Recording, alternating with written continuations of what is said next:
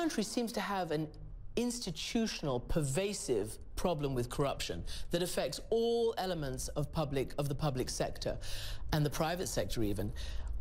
What can you do to break this cycle? You yourself have not been accused of corruption, but the question is, you were head of Petrobras, which is now facing a huge corruption investigation. Why didn't you know there was all this corruption going on? Eu acho interessante o seguinte. Interestingly enough, corruption procedures or processes are not so peculiar to Brazil. Undoubtedly, though, in the course of time, particularly as regards the 2008 crisis, extremely serious corruption processes were underway in the international financial system. Of course, we have to put in place an entire apparatus in Brazil to ensure corruption practice could be brought to light. I am proud that my government actually put in place the conditions and the wherewithal to ensure that the current corruption scandal to be brought to the fore. It is true that under the Lula da Silva administration, we began to establish greater transparency. I believe that in the processes, such as those underway in Brazil, institutions are improving progressively. So what we have built in Brazil in the recent past is we have strengthened institutions and the legislation to tackle corruption. Corruption is always endemic if there are no institutions to tackle it. One of the things that I assume you agree needs to be reformed is the economy, because you were lucky enough to have these great commodities and that powered the Brazilian economic miracle. Then when that collapsed, the economy started to collapse and continues to shrink in growth. It's unpopular, but do you think tough, new economic reforms need to be put in place? Not only do I think so, but I have also forwarded proposals to that effect to Congress. From an economic perspective, we have succeeded in solving our foreign accounts. We had incurred a trade deficit of $4 billion back in 2014. We're now in 2015. We closed the year with a trade surplus, so we have pretty much solved our foreign account stability problems. We have no foreign or externally but just related depending problems. on the commodities without sort of diversifying and figuring out how to deal with Because yes, there is a commodity-related problem indeed. Because when commodity prices go down so abruptly, of course, there is an impact on the country's budget. Yes, every country in the world, when they had to face up to a crisis, what did they do? Well, they slashed spending and increased taxes. There's no other way around it. I mean, there's no miracle here. And what are they doing with this in Congress in Brazil? Well, they are preventing this, precluding. They are preventing us from engaging in any reform I have proposed.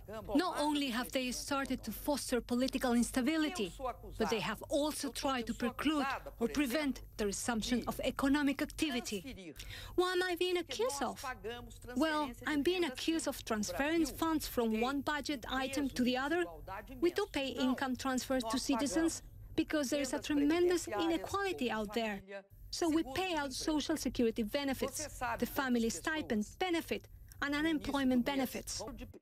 Now, if the estimation or the estimated number of people who will be claiming unemployment benefits is higher than what we estimated before, we would pay an interest to the bank. If it's lower, the bank, in turn, will conversely pay interest to the government.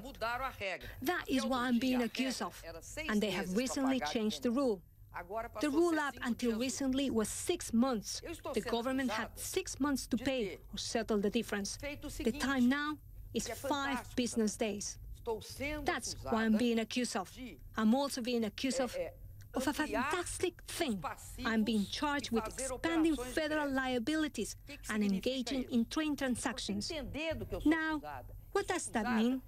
Just to help you understand exactly what I'm being accused of. I'm being accused of accounting. You mentioned your predecessor, Lula. Was it a mistake to try to bring him on as chief of staff? People thought that you were trying to shield him from prosecution. In this business or question of we trying to protect Lula by providing him with what in Brazil we call the prerogatives of the presidency. In other words, if you hold the position of the president or minister, cabinet minister, you might only be tried by the Federal Supreme Court. So it is not exactly, trying to shield Lula from prosecution. Not at all. Much on the contrary, because, bringing Lula to work with us would be helpful. Because he's an experienced person. He served as President of the Republic for 8 years, as a Chief of Staff for the presidency. He would be very instrumental. He would be great helping me. He's very aware and knowledgeable about Brazil. And what? Why did they not allow him to take office? Well, because they knew then and know now that he would be certainly strengthened us. You've just spent, considerable time right now putting your case, defending your case. In retrospect, in hindsight, are there any lessons learned? Is there anything that you might have done differently to avoid the situation you're in right now? During the demonstrations that went on in Brazil in 2013, and, by extension, in quite a few other places in the world, we have always had very democratic relations with the demonstrators. My government never cracked down on demonstrations ever. Everyone in Brazil enjoyed the right to demonstrate or protest, even if they were against me. So, in that regard, I rest very much at ease. Back then, in 2013, we talked about establishing a new constitutional drafting exercise to trigger a political reform in Brazil, because this country needs not just economic reforms. Brazil also needs a deep political reform.